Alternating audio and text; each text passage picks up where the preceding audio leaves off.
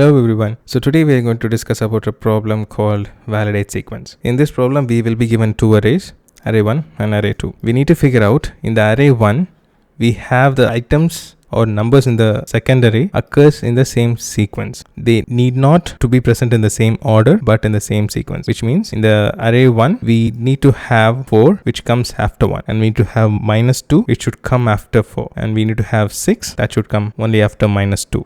They can occur in any order, but they should come one after other in the same sequence in the second array. How are we going to solve this problem? So basically we will be looping the first array, and each and every time we loop we will be having one flag value that will be initialized to 0 at the beginning, and every time we find one element that matches the second array we will be incrementing the count of the flag value, and each and every time we find one element we will be increasing, and at last we will be checking whether the flag value equals to the array length.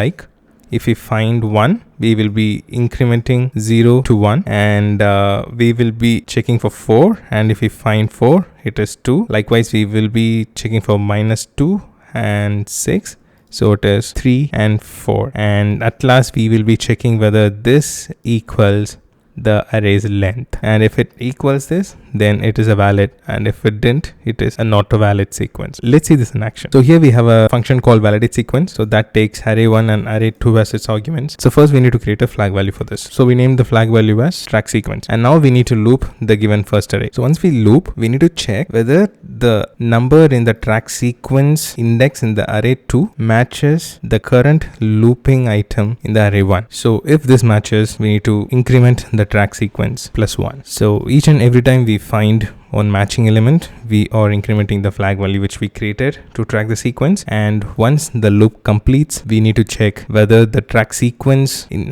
value is as same as the length of the second array. If it is the same, which means the sequence is valid. If not, then it is not a valid sequence. So here we are checking whether the track sequence, the flag which we created, is equal to the length of the second array. So now let us test the solution. So I have an extension installed in VS Code that helps me to run the JavaScript snippets inside the VS Code itself. So let us check now. Here I have the function which takes the two arrays which we discussed, and I am logging this. It is true. Now we try changing the sequence. We have 6 coming next to -2. Now we change the sequence. We have 6 here and we put -2 here. Clear this console. Let us run. It is a false.